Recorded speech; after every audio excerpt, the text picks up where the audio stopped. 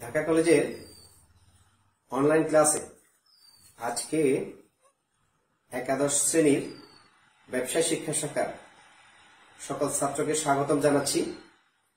আমি রফিকুল ইসলাম, প্রভাষক, ব্যবস্থাপনা বিভাগ, ঢাকা কলেজ।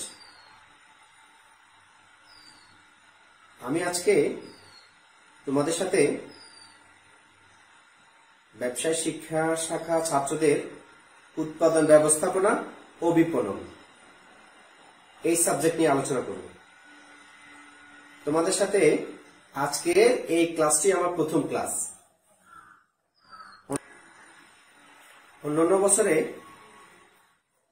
সাথে এই বছরের ক্লাসে ব্যতিক্রম হচ্ছে, অন্যান্য বছর প্রথম ক্লাসে আমরা শিক্ষকরা তোমাদের সাথে পরিচিত হইতাম এবং তোমাদেরও পরিচয় তোমাদেরকে আমরা সরাসরি দেখতাম। কিন্তু করোনা মহামারীর কারণে তোমাদের প্রথম ক্লাসে তোমরা আমাকে দেখতে পেলেও আমি তোমাদের কাউকে দেখতে পাচ্ছি না। যাই হোক, তাই বলে তো আর থেমে থাকা যায় না। এই জন্য ঢাকা কলেজ প্রশাসন, ঢাকা কলেজের প্রিন্সিপাল নেহাল আহমেদ স্যারের ঐকান্তিক প্রচেষ্টার ফসল আজকের অনলাইন ক্লাস। করোনার কারণে যেমন এইচএসসি পরীক্ষা এবং পরবর্তীতে তাদের বিশ্ববিদ্যালয়ের ভর্তি পরীক্ষা কোনো কিছুই থেমে নেই, সেহেতু তোমাদেরও first year final, intermediate final কোনো কিছুই থেমে থাকবে না ইনশাআল্লাহ। করোনা চলে গেলে তোমাদের সকল পরীক্ষায় এই ক্লাসগুলোর উপর ভিত্তি করেই নেওয়া হবে। সুতরাং তোমাদের টিচার এবং ম্যাডামরা যে ক্লাসগুলো নিচ্ছে প্রত্যেকটা ক্লাস অ্যাটেন্টিভলি দেখবে, শুনবে এবং বইয়ের সাথে বই নিয়ে এক্সারসাইজ করবে। তাতে যখনই কলেজ খুলবে তখন তোমরা পরীক্ষাগুলো দিতে পারবে ভালোভাবে, উত্তম রূপে। আশা আর কথা না বাড়িয়ে আমি আজকে উৎপাদন ব্যবস্থাপনা এই সাবজেক্টের উৎপাদনের উপকরণ, এটি এই সাবজেক্টের দ্বিতীয় চ্যাপ্টার। প্রথম চ্যাপ্টার শ্রাবণী ম্যাডাম উৎপাদন এই চ্যাপ্টারটা নিয়েছিল। আজকে আমি দ্বিতীয় চ্যাপ্টার উৎপাদনের উপকরণ এই চ্যাপ্টারটা নিয়ে আলোচনা করব। উৎপাদন ব্যবস্থাপনা ও বিপণন। উৎপাদন কি? এখানে দুইটা কথা খেয়াল করো। উৎপাদনের উপকরণ, তার মানে একটা আছে উৎপাদন আর একটা আছে উপকরণ। তার মানে উৎপাদনের উপকরণ, এই কথা উপকরণে যাওয়ার পূর্বে আমাদেরকে উৎপাদন কি সেটা জানতে হবে। উৎপাদন হচ্ছে সাধারণ অর্থে বোঝায় কোনো কিছু সৃষ্টি করাকে উৎপাদন বলা হয়, কিন্তু প্রকৃত অর্থে মানুষ কোনো কিছুই সৃষ্টি করতে পারে না। মানুষের কোনো কিছু সৃষ্টি করার ক্ষমতা নেই। প্রকৃতি প্রদত্ত সম্পদকে আহরণ করে বিভিন্ন উপযোগ সৃষ্টির মাধ্যমে নতুন পণ্যে রূপান্তর করাকেই উৎপাদন বলা হয়। অর্থাৎ তুমি যদি মনে করো যে কাগজ, আমাদের যে বইয়ের কাগজ, মানুষ কিন্তু জাস্ট প্রথমে কাগজটা কি ছিল, এর কাঁচামাল ছিল বাঁশ বা গাছ, ওখান থেকে রূপান্তরের রূপগত পরিবর্তনের মাধ্যমে সেটা কাগজ বা বই হয়েছে। তার মানে এটার কাঁচামাল কি? মূল কাঁচামাল হচ্ছে কিন্তু বাঁশ বা গাছ। এটা কিন্তু প্রকৃতি প্রদত্ত বা আল্লাহ তাআলা প্রদত্ত। মানুষ কিন্তু গাছ বা বাঁশ কোনো কিছু সৃষ্টি করতে পারে না। মানুষ জাস্ট বাঁশ এবং গাছের রূপগত পরিবর্তন করে তাকে কাগজে রূপান্তরিত করেছে। আমি যদি বলি যে কি আমার এই জামার কথা, শার্টের কথা, সেটা প্রথমে কি ছিল? তুলা, তুলা থেকে সুতা, সুতা থেকে জামা হয়েছে। তার মানে মানুষ এটার যে আদি উপকরণ, প্রাথমিক উপকরণ যে তুলা, সেটা কিন্তু মানুষ সৃষ্টি করে না। জাস্ট তুলার রূপগত পরিবর্তন করে মানুষ সুতা করেছে, সুতার রূপগত পরিবর্তন করে মানুষ জামা তৈরি করেছে। তারপরে বুঝার মোট কথা হচ্ছে মানুষ নিজে কোনো কিছু সৃষ্টি করতে পারে না। প্রকৃতি প্রদত্ত যে সম্পদ রয়েছে সেই সম্পদগুলোকে রূপগত পরিবর্তনের মাধ্যমে উৎপাদন করে। অর্থাৎ যদি আমরা চেয়ার টেবিলের কথা বলি, চেয়ার টেবিল কিন্তু প্রথমেই চেয়ার টেবিল ছিল না, বা মানুষ চেয়ার টেবিল বানাতেও পারে না। মানুষ জাস্ট প্রথমে এটা ছিল গাছ, গাছকে রূপগত পরিবর্তনের মাধ্যমে একটাকে চেয়ার বানালো, একটাকে টেবিল বানালো। তাহলে উৎপাদন যদি বলা হয়, সাধারণত বলবা কোনো কিছুর সৃষ্টি করাকে উৎপাদন বলা হয়। আবার ব্যাপক অর্থে বা অর্থনীতির ভাষায় যদি বলা হয়, মানুষ কোনো কিছু সৃষ্টি করতে পারে না, তার রূপের পরিবর্তন, রূপগত পরিবর্তনের মাধ্যমে নতুন উপযোগ সৃষ্টি করাকেই উৎপাদন বলা হয়। নতুন উপযোগ কি? প্রথম ছিল সুতা, প্রথম ছিল তুলা, তুলা থেকে নতুন উপযোগ সুতা তৈরি করা হয়েছে, তার থেকে নতুন একটা উপযোগ তৈরি করলো কাপড়। তার মানে তুলা থেকে কাপড় বা জামা হওয়া, এই যে রূপের পরিবর্তন করে মানুষ, এটাকে বলা হয় উৎপাদন। অর্থাৎ প্রকৃতি প্রদত্ত সম্পদকে আহরণ করে মানুষের প্রয়োজন অনুযায়ী রূপগত পরিবর্তন করাকেই উৎপাদন বলা হয়। এই উৎপাদন, এখানে প্রথম কথা হচ্ছে উৎপাদন। তাহলে আমরা বুঝলাম কি? প্রকৃত প্রদত্ত সম্পদের রূপের পরিবর্তন করে যে নতুন উপযোগ সৃষ্টি করা হয় তাহাকে উৎপাদন বলা হয়। আমাদের আজকে চ্যাপ্টার হচ্ছে উৎপাদনের উপকরণ। উপকরণ বলতে উপাদানকে বোঝায়, যেগুলো প্রয়োজন হয় আর কি। উপকরণ বলতে উপাদান। তাহলে উপাদান বলতে উৎপাদন করতে, কোন একটি পণ্য দ্রব্য উৎপাদন করতে যে সকল উপাদান প্রয়োজন হয়, বিষয় প্রয়োজন হয়, তাকে উৎপাদনের উপকরণ বলা হয়। এখন আমরা আসি যে উৎপাদনের উপকরণ কয়টি রয়েছে। উৎপাদনের উপকরণ রয়েছে 4টি। দেখো, উৎপাদনের উপকরণ 1 নাম্বার, এটা হচ্ছে ভূমি। উৎপাদনের যে কোনো পণ্য উৎপাদন করার জন্য, যে কোনো অর্থনৈতিক কার্যক্রমের জন্য প্রথম উৎপাদনের উপকরণ হচ্ছে ভূমি। এই জন্য আমরা ভূমি এ কথাটা যদি জাস্ট সবাই শুনি যে উৎপাদনের প্রথম বা আদি বা প্রধান উপকরণ হচ্ছে ভূমি, তাহলে ভূমি বলতে আমরা কি বুঝি? ভূমি বলতে আমরা বুঝি পৃথিবীর উপরি অংশ অথবা জমি, আর ইংরেজিতে যেটাকে বলা হয় ল্যান্ড। পৃথিবীর উপরি অংশ অথবা জমিকে ভূমি বলা হয়।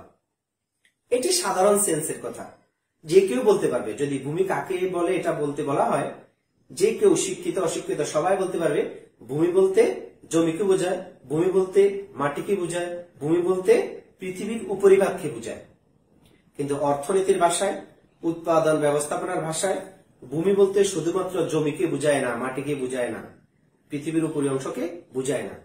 ভূমি বলতে প্রকৃতি প্রদত্ত, প্রকৃতি প্রদত্ত মানে হলো আল্লাহ তাআলা প্রদত্ত যে কোনো সম্পদকে ভূমি বলা হয়। এখন বলতে পারে যে স্যার যে কোনো সম্পদ কি? মাটি অন্যতম একটি উপাদান এই ভূমির।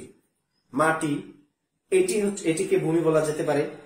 জলবায়ু, আবহাওয়া, জলবায়ু, নদ নদী, সমুদ্র, পাহাড়, আলো, বাতাস, সকল কিছুকেই ভূমি বলা হয়। অর্থাৎ ভূমি ছাড়া কোন একটি উৎপাদন, ব্যবসা প্রতিষ্ঠান গঠন করা সম্ভব নয়। এখন ধরো, তুমি যদি মনে করো যে তোমরা বা তোমার ফ্যামিলি একটি কারখানা তৈরি করবে, খেয়াল করো, কারখানা কি করবে? জামা উৎপাদন করবে অথবা ঔষধ উৎপাদন করবে। প্রথমে এই কারখানার জন্য কি প্রয়োজন হয়? ভূমির প্রয়োজন হয়, ভূমি বা মাটি। তাহলে ভূমি বা মাটির মূল কথা হলো এটি হচ্ছে উৎপাদনের প্রথম এবং প্রধান উপকরণ। এটি ছাড়া তুমি চিন্তা করো পৃথিবীতে কোনো কিছু উৎপাদন করা সম্ভব? মাটি ছাড়া উৎপাদন সম্ভব নয়, আলো ছাড়া সম্ভব নয়, বায়ু ছাড়া সম্ভব নয়, সূর্য ছাড়া সম্ভব নয়। তোমার হচ্ছে নদ নদী, পানি, গাছপালা, সকল প্রকৃতি প্রদত্ত সকল সম্পদকে ভূমি বলা হয়। প্রকৃতিতে যত সম্পদ আছে, সেটি পাহাড় হতে পারে, সেটি সাগর হতে পারে, সেটি নদী হতে পারে, সেটি গাছপালা হতে পারে, সেটি বায়ু হতে পারে, বাতাস হতে পারে, সূর্যের আলো হতে পারে, সকল কিছু হচ্ছে কি উৎপাদনের প্রথম বা প্রধান উপকরণ ভূমি বলা হয়। এই ভূমির একটা বৈশিষ্ট্য হলো ভূমি স্থানান্তরযোগ্য নয়। অর্থাৎ কক্সবাজারে সমুদ্র রয়েছে, তার উপর ভিত্তি করে সেখানে লবণ চাষের, লবণ উৎপাদনের ব্যবসা করা হবে। সেই কক্সবাজার সমুদ্রকে স্থানান্তর করে ঢাকায় নিয়ে আসা সম্ভব নয়। তার মানে ভূমির অন্যতম একটি বৈশিষ্ট্য হলো ভূমি স্থানান্তরযোগ্য নয়। তার মানে এক জায়গায় ধরো এই ভূমির বৈশিষ্ট্যের কারণেই দেখা যায় রাজশাহীতে আম উৎপাদন হয় বেশি, ভূমির বৈশিষ্ট্য এটা। আবার সিলেটে চা পাতা উৎপাদন হয় বেশি, কক্সবাজারে দেখা যায় কি যে লবণ উৎপাদন হয়। এর কারণ কি? ভূমি বা প্রকৃতির বৈশিষ্ট্যগত কারণে।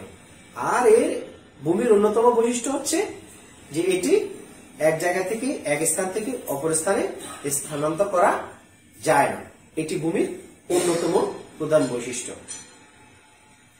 তার মানে যদি বলা হয় উৎপাদনের উপকরণের প্রথম বা প্রধান বা অন্যতম উপাদান কোনটি, তাহলে তোমার এমসিকিউর আনসার হবে ভূমি।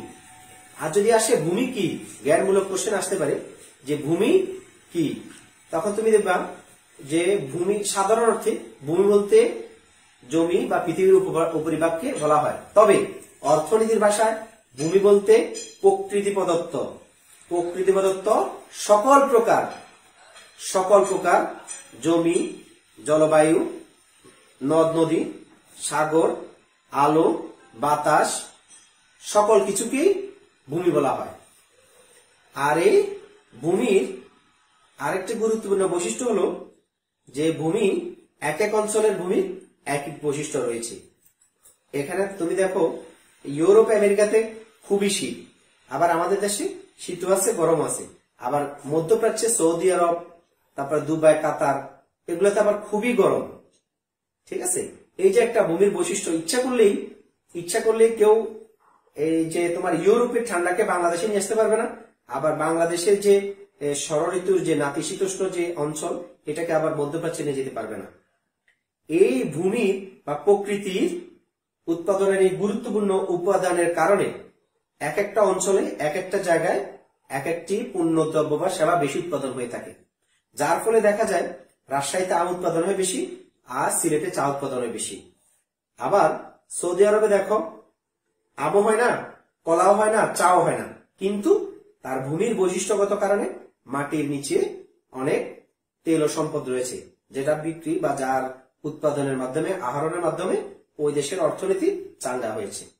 আবার কেনিয়া, জিম্বাবুয়ে, ওখানে খুব বেশি চা উৎপাদন হয় তার ভূমির বা জলবায়ুর বা প্রকৃতির বৈশিষ্ট্যের কারণে। তার মানে দাঁড়ালে এটা যে উৎপাদনের বা ব্যবসায়ের মুনাফা অর্জনের প্রথম এবং গুরুত্বপূর্ণ উপকরণ হলো ভূমি। উৎপাদনের তাহলে প্রথম যেটা প্রয়োজন সেটা হলো ভূমি, এরপর হলো দ্বিতীয় উপকরণ, ভূমির পরে শ্রম।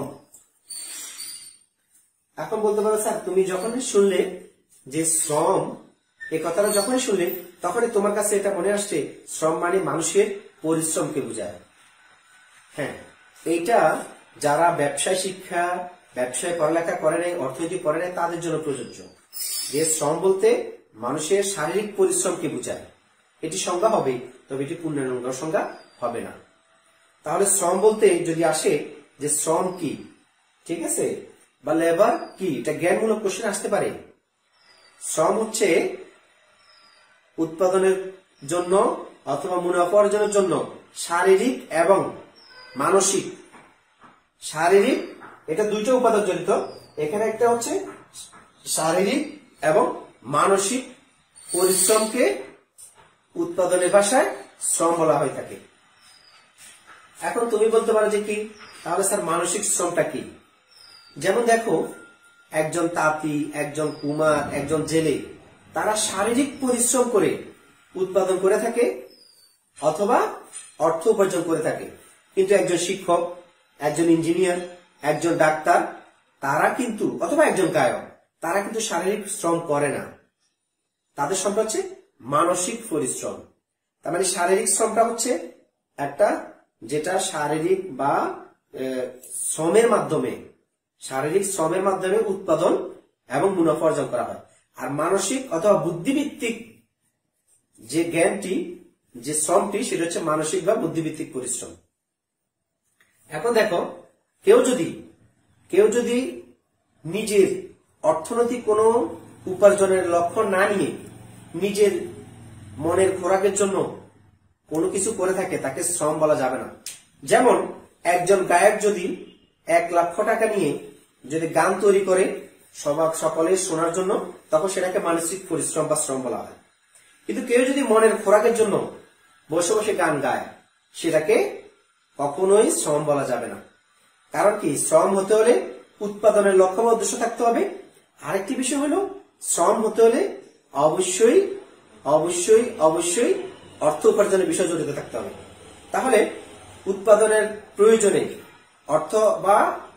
অর্থ উপার্জনের প্রয়োজনে শারীরিক এবং বুদ্ধিভিত্তিক সকল পরিশ্রমকেই শ্রম বলা হয়ে থাকে। তবে যেমন একজন জেলে বা একজন তাঁতি, সে তার শারীরিক পরিশ্রম দিয়ে সে অর্থ উপার্জন করে, উৎপাদন করে থাকে। আর একজন ডাক্তার, সে তার মানসিক শ্রম দিয়ে, তার বুদ্ধি জ্ঞান দিয়ে সে অর্থ উপার্জন করে থাকে। দুইটাই উৎপাদনের জন্য প্রয়োজনীয়। এখন আমি বলেছিলাম যে তোমরা ঢাকার সাভারে একটি ঔষধ উৎপাদনের কারখানা দিবে। দেখো, ঔষধ উৎপাদনের কারখানার জন্য প্রথমেই যেটা প্রয়োজন হবে, একদম সবার আগে একটা জায়গা প্রয়োজন হবে, একটা ভূমির প্রয়োজন হবে, উৎপাদনের প্রথম উপকরণ। ভূমির পরেই তোমার শ্রমের প্রয়োজন। তোমার এই যে ভূমির তুমি যেটাকে একটা কারখানা তৈরি করবে, কারখানা তৈরি করতে মানুষের সংস্পর্শ ছাড়া কোন উৎপাদন কি সম্ভব? তখনই শ্রমের কথাটা এসে যায়। তখনই কিছু মানুষ তার পরিশ্রম দিয়ে, শারীরিক শ্রম দিয়ে তোমাদের কারখানাটা তৈরি করবে, আর কিছু মানুষ তার জ্ঞান দিয়ে, তার বুদ্ধি দিয়ে দেখাবে যে কি এই কারখানাটার এই অংশ এটা হবে, ওই অংশ এটা হবে। ঠিক আছে? সবাই কিন্তু শারীরিক পরিশ্রম করে না, কেউ মানসিক শ্রম করে থাকে। তোমার কারখানাটা জন্য প্রথম ভূমি বা জমি প্রয়োজন, এরপরে তোমার শ্রম বা শ্রমিক প্রয়োজন। শ্রমিকরা কারখানা তৈরি করবে, আর যারা ইঞ্জিনিয়ার, আর্কিটেক্ট, তারা তোমার এই যে ভূমিটাকে সুন্দর করে সাজিয়ে বিল্ডিংটা কেমন হবে, কোথায় কি হবে, সেটা নির্ধারণ করে থাকে। সুতরাং বলা যায় উৎপাদনের দ্বিতীয় উপকরণ শ্রম ছাড়া কোনোভাবেই উৎপাদন বা অর্থ উপার্জন সম্ভব নয়। উৎপাদন করতে গেলে দুই রকমের শ্রমের প্রয়োজন হয়। একটা হলো শারীরিক পরিশ্রম, আর হচ্ছে মানসিক পরিশ্রম। এই শ্রমের আবার বিভাগ আছে, শ্রম বিভাগ বলা হয় এটাকে। শ্রম বিভাগ মানে দেখো, একটি ব্যক্তি, যে কোনো ব্যক্তি সকল বিষয়ে পারদর্শী হয় না। ঠিক আছে? প্রতিটা প্রতিষ্ঠানে দেখা যায় কি অনেকগুলো বিভাগ আছে। তুমি যদি একটু ব্যাংকে যাও, সেখানে দেখবা কেউ ক্যাশে আছে, কেউ অ্যাডমিনে আছে, কেউ অডিটে আছে, কেউ অ্যাকাউন্টসে আছে। তার মানে একজন ব্যক্তি যদি ধারাবাহিকভাবে একটি কাজে সবসময় একই কাজ করে, তখন তার উৎপাদনের নৈপুণ্য বা দক্ষতা বৃদ্ধি পায়। এই জন্যে শ্রম এর বিভাগ করার প্রয়োজন হয়ে থাকে। আমরা এরপরে এরপরের ক্লাসে শ্রম বিভাগ নিয়ে আলোচনা করব। তারপরে হচ্ছে উৎপাদনের তৃতীয় উপকরণ।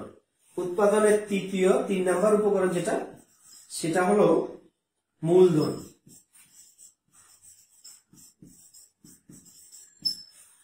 ছাত্র খেয়াল করো, তোমাদের প্রথমেই বললা যে আবার আমি রিপিট করছি যে প্রথমেই তোমরা ঢাকা সাভারে একটা ওষুধ কারখানা করবে। প্রথমেই ভূমির প্রয়োজন, তারপর কারখানাটা তৈরি করার জন্য তোমরা চিন্তা করলে যে মানুষ প্রয়োজন, ম্যান পাওয়ার প্রয়োজন। যে কারখানাটা কিভাবে তৈরি করবে, মানুষের শ্রম দরকার, শারীরিক শ্রম দরকার, মানসিক শ্রম দরকার।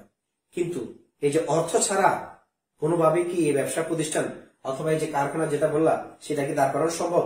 সুতরাং মূলধন বলতে শুধুমাত্র অর্থ সম্পদকে বুঝায় না। সাধারণ অর্থে আমরা যখন ইন সেন্স কমার্সের ভাষা ছাড়া যখন বলি, মূলধন বলতে অর্থ সম্পদকে বুঝায়। কিন্তু ব্যবসায় শিক্ষা শাখার একজন ছাত্র হিসেবে তুমি কখনোই বলতে পারো না যে মূলধন বলতে অর্থ সম্পদকে বুঝায়। সাধারণ অর্থে বুঝায়, ইন এ কমন সেন্স মূলধন বলতে অর্থ সম্পদকে বুঝায়। কিন্তু ব্যবসায়ের ভাষায় অথবা অর্থনীতির ভাষায় মূলধন হলো মানুষের বর্তমান আয়ের। খেয়াল করো, এখানে আমি খুব ক্লিয়ারলি এই যে মূলধন বা ক্যাপিটাল, এই কথাটা তুমি ইকোনমিক্সের যে কোনো জায়গায় ব্যবসা শিক্ষা শাখা পড়তে গেলে প্রয়োজন হবে। খুব ক্লিয়ারলি খেয়াল করো, মূলধন হচ্ছে মানুষের বর্তমান আয় থেকে কিছু টাকা সঞ্চয় করে পরবর্তী উৎপাদন কাজে ব্যবহার করার অর্থকেই মূলধন বলা হয়। তাহলে খুব ক্লিয়ারলি আমার কথাটার মধ্যে দেখো কয়টা কথা আছে। মূলধন হচ্ছে সেই অর্থ, আমি এখন সাপোজ ধরো যে তোমার বাবার এখন মাসে 1 লক্ষ টাকা ইনকাম বা আয়, সে বর্তমান ভোগকে স্থগিত করে 80,000 টাকা তোমাদের সংসারে ব্যয় করে বাকি 20,000 টাকা দিয়ে একটি মেশিন কিনলো। এই যে একটি মেশিন কিনলো, সেখান থেকে 2টা জামা উৎপাদন হবে, সেই যে 20,000 টাকা সেটা হচ্ছে মূলধন। তার মানে এখানে একটা জিনিস দেখো, তোমার বাবা কিন্তু ৮০,০০০ টাকা সংসার খরচ বাবদ খরচ করতে পারছে, বাকি ২০,০০০ টাকাও খরচ করতে পারতো না যে তা কিন্তু না। কিন্তু সে বর্তমানে তার ভোগকে স্থগিত রেখে সে যদি ২০,০০০ টাকা দিয়ে সাপোজ ধরো একটা আলমারি কিনে নিল, তাতেই কিন্তু খরচ হয়ে গেল। ওই আলমারি থেকে কিন্তু কোনো উৎপাদন হতো না, এটা জড় পদার্থ সে করে থাকতো। কিন্তু একটা মেশিন কিনলে মেশিন থেকে আরেকটা পরবর্তী একটা ইনকামের পথ হলো একটা যে উৎপাদন সম্ভাবনা থেকে যায়, এই জন্য এটা মূলধন। তার মানে বর্তমান আয় থেকে বর্তমান ভোগকে স্থগিত রেখে ওই যে সে টাকাটা ব্যয় করতে পারতো কিন্তু করে নাই। বর্তমান আয় থেকে ভোগকে স্থগিত করে সঞ্চয় সৃষ্টি হয়। সঞ্চয়ের যে অর্থগুলো পরবর্তী উৎপাদন কাজে মেশিন যন্ত্রপাতি কাঁচামাল ক্রয়ে ব্যয় হয় তাকে মূলধন বলা হয়। আমি যদি ক্লিয়ারলি কথাটা বুঝতে পারি তাহলে প্রথম কথা হচ্ছে মানুষের আয় থেকে ব্যয় বাদ দিলে যে টাকাটা থাকে সেটা হচ্ছে সঞ্চয়। সঞ্চয় যে টাকাটা পরবর্তী উৎপাদনের কাজে ব্যবহৃত হয় তাকে বলা হয় মূলধন। আমি কি কথা বুঝতে পারলাম?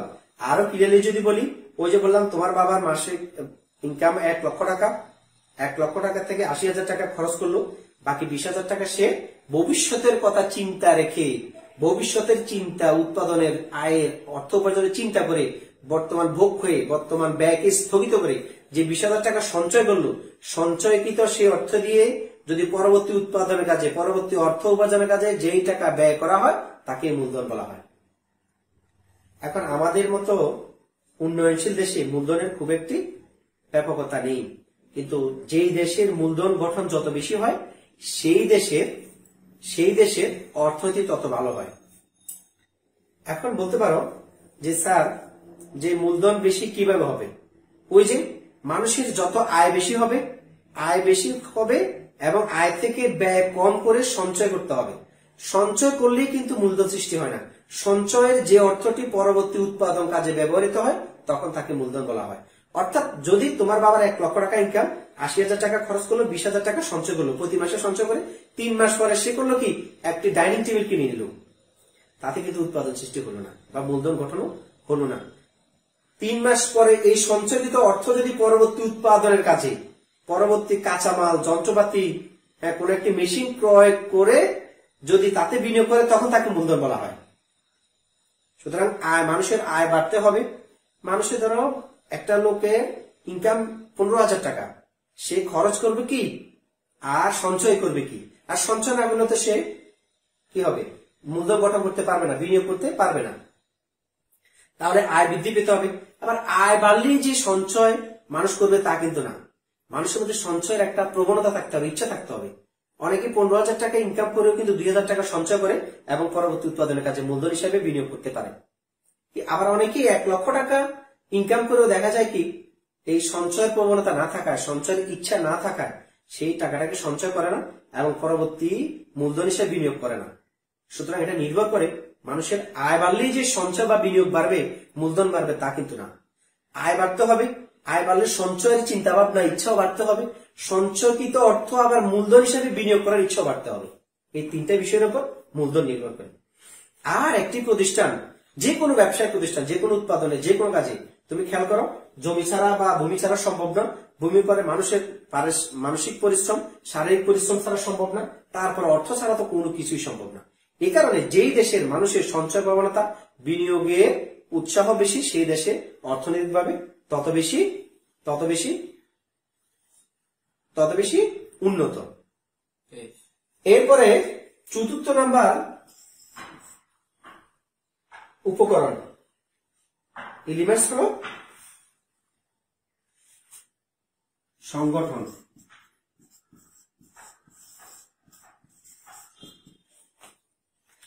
দেখো একটা প্রতিষ্ঠান সংগঠন বলতে আমি বলি সংগঠন কি, এটা আগে ধারণা দিয়ে দিই। এই যে তিনটি জিনিস দেখো, এটা হচ্ছে ভূমি বা জমি বা প্রাকৃতিক উপাদান, এটা হচ্ছে মানুষ, আর এটা হচ্ছে টাকা। তিনটা জিনিসই আলাদা। একটা প্রকৃতি প্রদত্ত জিনিস, সেটা কি? সেটা হচ্ছে জলবায়ু হতে পারে, তারপর পানি হতে পারে, নদ নদী হতে পারে, সাগর হতে পারে, ভূমি হতে পারে, মাটি হতে পারে, জমি হতে পারে, হোয়াট এভার ইট ইজ। তারপরে মানুষ, তারপর আবার টাকা। এই তিনটে জিনিসকে সমন্বয় করে একটি প্রতিষ্ঠানের লক্ষ্য বা উদ্দেশ্য অর্জন করা এবং নিয়ন্ত্রণ করার প্রক্রিয়াটাকে সংগঠন বলা হয়। আমি যদি কথাটা আবার বুঝাতে চাই, রিপিট করতে চাই, তখন ব্যাপারটা এরকম, ভূমি, শ্রম, মূলধন, অর্থাৎ উৎপাদনের টোটাল উপকরণই হচ্ছে 4টা। এই 4-এর প্রথম 3টাকে সমন্বয় করে উৎপাদন এবং অর্থ উপার্জন নিশ্চিত করাকেই সংগঠন বলা হয়ে থাকে। তাহলে দেখো, তোমার একটি প্রতিষ্ঠানের, এটা আমি যদি তোমাদেরকে উদাহরণ হিসেবে বলি, তাহলে দেখো পৃথিবীতে অনেক দেশ আছে যাদের প্রাকৃতিক অনেক সম্পদ রয়েছে, মানুষও রয়েছে, টাকাও আছে, কিন্তু তাদের সংগঠন অথবা সমন্বয় সাধন অথবা নিয়ন্ত্রণের অভাবে তারা কাঙ্ক্ষিতভাবে উন্নত রাষ্ট্র পরিণত হতে পারে না। এখন দেখো, বাংলাদেশের ভূমি প্রাকৃতিক গ্যাস, মাটির নিচে প্রাকৃতিক গ্যাস আছে, আছে কি নাই? অবশ্যই আছে। তারপর মাটির নিচে প্রাকৃতিক গ্যাস আছে, মানুষও আছে, শ্রম। আমাদের 18 কোটি মানুষ, 18 কোটি মানুষ, 18 কোটি মানুষের ব্রেন আছে। মূলধনও কিছু টাকা যে আমাদের কাছে নাই তা কিন্তু না। কিন্তু এই 3টা জিনিসের সমন্বয় করতে পারে না বিদায়, পরিচালনা নিয়ন্ত্রণ করতে পারে না বিদায় আমরা আমেরিকান কোম্পানি, কানাডিয়ান কোম্পানির সাথে আমরা কন্ট্যাক্ট করি যে আমাদের যে প্রাকৃতিক গ্যাসটি আছে সেটি আপনারা পরীক্ষা নিরীক্ষা করে আমাদেরকে উত্তোলন করে দেন, আপনারাও কিছু নেন, আমরাও কিছু নিই। কারণ কি? আমাদের দেখো মানুষ আছে কিন্তু 18 কোটি মানুষ, কানাডা 1 কোটি মানুষ নাইও। কানাডা মানুষের সংখ্যা হচ্ছে 1,90,00,000 লাখ। তারা এখানে এসে কাজ করে।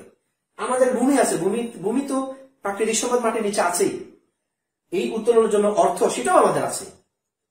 তার মানে আমাদের সংগঠন ওভাবে নাই। আবার দেখো মধ্যপ্রাচ্যে কাতার, ওমান, দুবাই, সৌদি আরব, মাটির নিচে প্রচুর পরিমাণে তেল আছে, মানুষও আছে, শ্রম, মূলধনের অভাব নাই মধ্যপ্রাচ্যের সৌদি আরব, কাতার, ওমান দেশগুলোর কাছে। কিন্তু তারা এই তেলগুলো নিজেরা পরিপূর্ণভাবে আহরণ করতে পারে না। কারণ কি? ওই যে সংগঠন। তার মানে দেখা গেল যে কি, এই উৎপাদনের উপকরণ 4টি, একটি ভূমি, শ্রম, মূলধন, সংগঠন। এই 4টির মধ্যে এই উপরে 3টিকে গঠন, পরিচালনা, নিয়ন্ত্রণ, সমন্বয় সাধন করে প্রতিষ্ঠানের উৎপাদন বৃদ্ধি, মুনাফা অর্জনের যে কাজটি, সে তারই নাম হচ্ছে সংগঠন। তার মানে আমরা আজকে এই ক্লাসে এখন পর্যন্ত যেটা শিখলাম সেটা হচ্ছে উৎপাদন কি। ওই যে বললাম, প্রকৃতি প্রদত্ত সম্পদকে আহরণ করে মানুষের ব্যবহার উপযোগী করে নতুন উপযোগ সৃষ্টি করাকেই উৎপাদন বলা হয়। তারপরে বলেছি উৎপাদনের উপকরণ কি। উৎপাদনের উপকরণ হচ্ছে সেই সকল উপাদান, উৎপাদনের সে সকল উপাদান যাদের সমন্বয়ে যে কোনো পণ্য, দ্রব্য বা সেবা সামগ্রী সৃষ্টি হয়ে থাকে। আর উৎপাদন উপকরণ কয়টি? উৎপাদন 4টি। 1 নম্বর ভূমি, 2 নম্বর শ্রম, 3 নম্বর মূলধন, 4র্থ সংগঠন। এই 4টি ব্যতীত কোনোভাবেই যে কোনো ব্যবসায়িক কর্মকাণ্ড অথবা উৎপাদন কাজ, কোনো কিছু সৃষ্টি কাজ করা সম্ভব না। উৎপাদন প্রকৃতি প্রদত্ত সম্পদকে রূপগত, এই যে এই উৎপাদন রূপগত, স্থানগত, সময়গত উপযোগ সৃষ্টি করে। তাহলে আমরা এই যে এখান থেকে ভূমি কি আসতে পারে জ্ঞানমূলক, শ্রম, মূলধন, সংগঠন আসতে পারে। আমরা পরবর্তী ক্লাসে আজ এই 4টা জিনিস উপকরণ আমরা পড়ালাম। পরবর্তী ক্লাসে আমরা এটা নিয়ে জ্ঞানমূলক এবং অনুধাবনমূলক দুইটা কোশ্চেন নিয়ে এবং একটি যদি সময় পাই সৃজনশীল নিয়ে আলোচনা করব। প্রিয় ছাত্ররা, তোমাদের জ্ঞাতার্থে জানে রাখি যে এই তোমাদের সৃজনশীল সিস্টেমে উদ্দীপক আসবে। উদ্দীপকে 4টা কোশ্চেন আনসার করতে হয়। 1 ক জ্ঞানমূলক, খ অনুধাবন, ঘ প্রয়োগ, ঘ বিশ্লেষণধর্মী। 1 ক যে কটা থাকবে সেটা হচ্ছে জ্ঞানমূলক, মুখস্থ। অর্থাৎ ভূমি কি এটা তোমাকে মুখস্থ থাকতে হবে। মুখস্থ কেমন? আমি যদি তোমাকে জিজ্ঞাসা করি তোমার নাম কি, তুমি দ্বারা বলতে পারবে যে আমার নাম তারেক। এটা মুখস্থ, এটা কিন্তু তোমাকে চিন্তা ভাবনা করার প্রয়োজন হয় না, এটা জ্ঞানমূলক। খতে থাকবে অনুধাবন, মানে জাস্ট একটু সংজ্ঞাটা ব্যাপক অর্থে লিখতে হবে, বুঝিয়ে লিখতে হবে, ব্যাখ্যা করে লিখতে হবে। আর ঘ এবং ঘ এই দুইটা তোমার উদ্দীপক থেকে, এই উদ্দীপকে ক্লু দেওয়া থাকবে, তোমাকে হিন্টস দেওয়া থাকবে, তুমি উদ্দীপকের আলোকে এই কোশ্চেন গুলার ব্যাখ্যা বিশ্লেষণ করবে। তার মানে কতে 1টা পার্ট থাকবে, খতে 2টা পার্ট থাকবে, গতে 3টা পার্ট থাকবে, আর ঘতে 4টা পার্ট থাকবে। কতে 1টা, খতে 2টা, ঘতে 3টা, ঘতে 4টা। এই 4টা পার্ট করে তোমাকে আনসার করতে হবে। কয়ের জন্য 1 নাম্বার মার্কস হচ্ছে 1, খয়ের জন্য মার্কস 2, গয়ের জন্য মার্কস 3, আর ঘয়ের জন্য মার্কস 4। এভাবে হচ্ছে টোটাল 10 মার্কস। তো আমরা যদি তোমাদেরকে সশরীরে, আমিও তোমাদেরকে দেখতে পেতাম, তোমরাও আমাদেরকে দেখতে পেতে, তাহলে হয়তো আমরা সৃজনশীল বা উদ্দীপক কিভাবে আনসার করতে হয় বিস্তারিত আজকে আলোচনা করতাম। পরবর্তী ক্লাসে আমরা উদ্দীপক এবং ক খ গ ঘ কিভাবে লিখতে সেগুলো নিয়ে আলোচনা করব। আজকে আমি যেটা পড়ালাম উৎপাদন কি, উৎপাদন উপকরণ কি, উৎপাদনের উপকরণ বা উপাদান সমূহ কি কি, সেগুলো আমরা আজকে ব্যাখ্যা বিশ্লেষণ বা আলোচনা করলাম। আশা করছি এগুলা শুনে এবং দুই একটি উদ্দীপক সলিউশন করে এই বিষয়ে বিস্তারিত জানতে পারবে এবং বুঝতে পারবে। পরবর্তী ক্লাসে তোমাদের সবাইকে আবারও দেখার আমন্ত্রণ জানিয়ে আজকে ক্লাস এখানে শেষ করছি। সবাইকে ধন্যবাদ।